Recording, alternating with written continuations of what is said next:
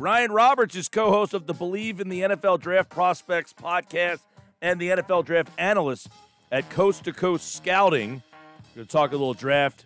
Obviously, Philadelphia at 12. Other thoughts on how deep this class is? We've heard a lot about, hey, so many guys opted out, went back to school for their senior year. So how deep is this? Philadelphia has 11 picks. Is this the year that you want to have 11 picks? We'll get into that and more. Ryan Roberts joins me now on the Boardwalk Honda Hotline as the NFL Draft is just days away. Ryan, what's going on, man? Mike, how are you? All is well, and I know that you do the draft like, this is your thing. This time of the year, though, are you ready? Like, are you done with the talk, or do you love the back-and-forth speculation? I actually love it. I got finished with the process a couple weeks earlier than I usually do. So this is the fun part for me, is kind of, trying to understand what the truths are, what the lies. And then, when the draft finally starts, it's kind of just sit back and understand how off you were with some things that you saw in film, how different the league values certain players. I mean, you hear that all throughout the process, but it's just kind of cool to see everything kind of go to fruition. But this is kind of like kick back and relax time for me. All right. At the top of this draft, where, in your opinion, is the first move that is the, whoa, I didn't think that was going to happen move? Well, I think the first move that's going to happen is I really am a believer that Atlanta is going to be on the move somewhere. The question is, who is going to make the move up potentially for maybe the fourth quarterback to start the draft, which has never happened in NFL draft history. So is it going to be, Denver at 9? Is it going to be New England at 15? Or do the Washington football team have enough ammo at 19 to get up? Do the Chicago Bears at 20 have enough up? I don't think that the latter two there, the football team and it's so weird calling them that, but the football team and the Chicago Bears, I don't think they're going to have enough ammo to get all the way up to 4, but I do think that there's going to be some crazy movement there. And I think we're going to, if you're asking me like what the craziest thing is, I mean, we potentially are going to have 4 quarterbacks to start the draft again. That has never happened in NFL history. So I think that the chaos is going to start at 4, and then we're going to see, just kind of how the board falls from there, because the early run on quarterbacks is going to push a lot of talent at some positions back a little bit, which is kind of where you always are interested to see where those runs do start. All right, so that's interesting, because we had thrown out a scenario that if Atlanta passes on a quarterback or they trade and get out of that spot and quarterbacks start to fall, like this year seems to be so odd. I threw out a scenario, hey, if you're Philadelphia and you're at 12 and nobody behind you, like what, realistically, if you are Philly at 12, all right, and Chicago wants to move up to 12, what are you asking for in return to go from, if you're Philly and the Bears want to go from 20 to 12, if you're Howie Roseman, what are you asking for? 20 to 12, I'm looking for at least, I mean, obviously swapping first round picks. I would ask for at least maybe 2 day 2 picks, whether that is a day 2, maybe a second round pick this year, second round pick next year. I mean, you always start high. So I would see, hey, your first round pick next year, is that on the table potentially if you're coming out for a quarterback?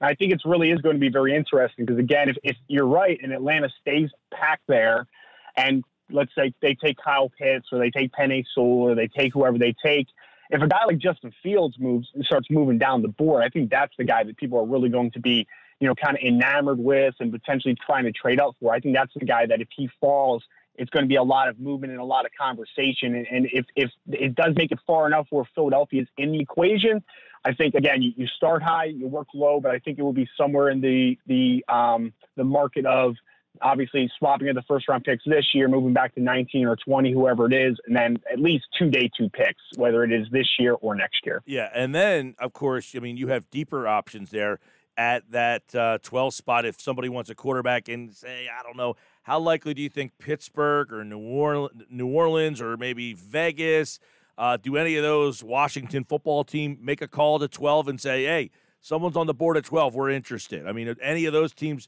move up candidates for you? I see, like the Washington football team is definitely, in my opinion, a candidate to move up. Obviously, they got Ryan Fitzpatrick as a stopgap, but I don't think, you're not going to trade within the division most likely, right? So I don't think that will be on the table.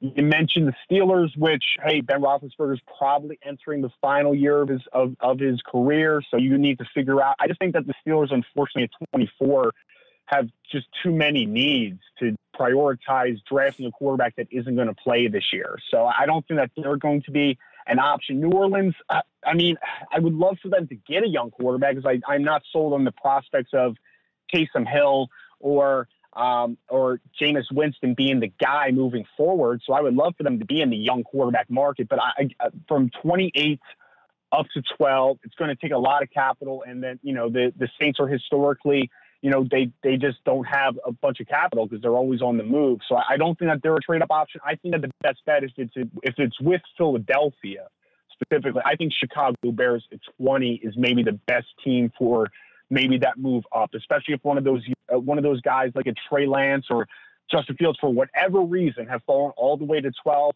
Having the bridge quarterback of Andy Dalton for a year, to have one of those guys, which, especially for Trey Lance, having only started 17 games on the FCS level, he could be, in for a potential redshirt year. And I think that would be a good conversation. So if it is Philadelphia 12, I think Chicago is probably the most likely scenario. Maybe New England, but I for whatever reason, I don't know, the Bears are just kind of sticking out to me. Ryan Roberts, co-host of the Believe in NFL Draft Prospects podcast and the NFL Draft Analyst at Coast to Coast Scouting.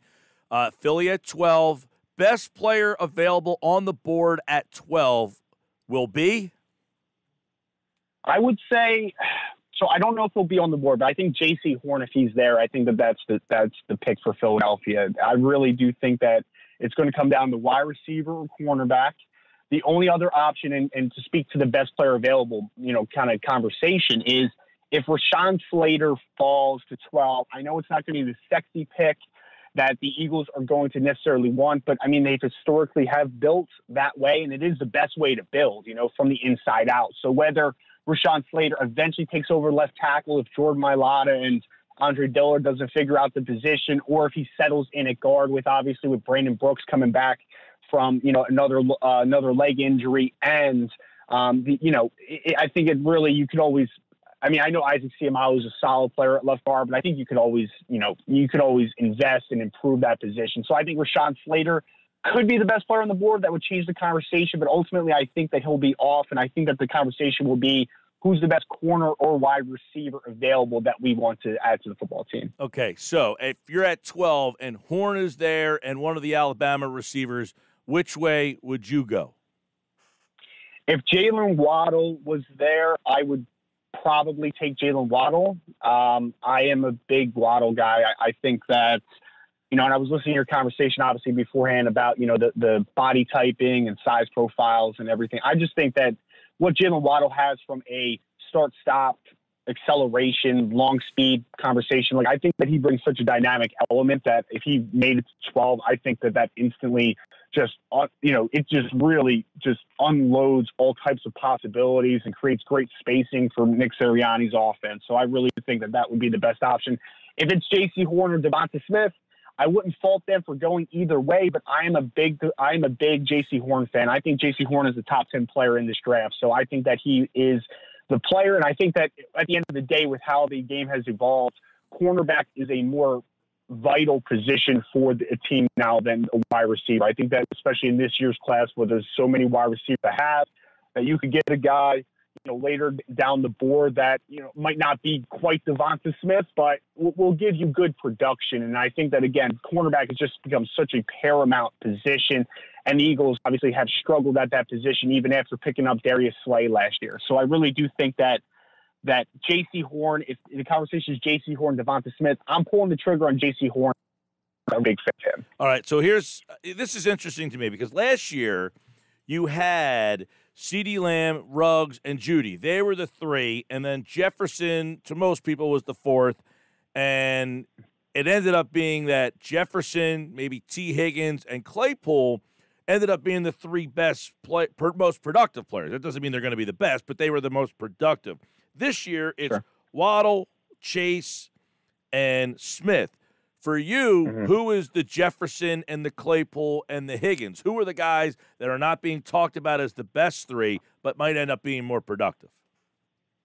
I think Rashad Bateman from Minnesota comes to mind very quickly. For me, I think he's just overshadowed in this class. And I think he tested really well, a lot better than I thought he was going to, that I anticipated him to test. But I don't think he's like super dynamic. He's going to run away from you. He's a crafty route runner, which was what Jefferson really was. I mean, that was kind of his big selling point, obviously, to Minnesota this year was, no matter who you put on him, he was a difficult guy to stop just because he was just so smooth in and out of breaks and created such easy separation. I think Rashad Bateman is that guy. And then I think a guy that has been known for several years, but has just not been highly publicized this draft cycle just because of no combine and, the pro day circuit being maybe a little questionable on numbers and just the fact of that he has been dealing with injuries over the last couple of years is Rondale Moore from Purdue. I mean, if you turn on the tape from 2017 when he was or 2018 when he was a true freshman against Ohio State, I mean, he took him for over 200 total yards. The kid is a dynamic weapon, ran 4 threes, had a 42-inch vert. Like, he checks all the boxes. The only problem is he's not the biggest guy in the world. He's only measured in about 5'7", 180 pounds, which is outlier type of size, height and weight. So it's not a perfect fit. And he's not going to be for everybody. But if you get him in the correct scheme, in the slot, let him be that yak guy, let him be super physical after the catch, let him be the athlete that he is, I think that he could be perhaps the most productive player in this draft compared to where he's going to be selected, because I think he might slide into early in the second round, but I think he's an excellent football player. That's a role that, when you talk about the San Francisco 49ers and what they ask their wide receivers to do, like, he fits so well into that West Coast, ask guys to be athletes after the catch, big yak guys. Like, he is that guy.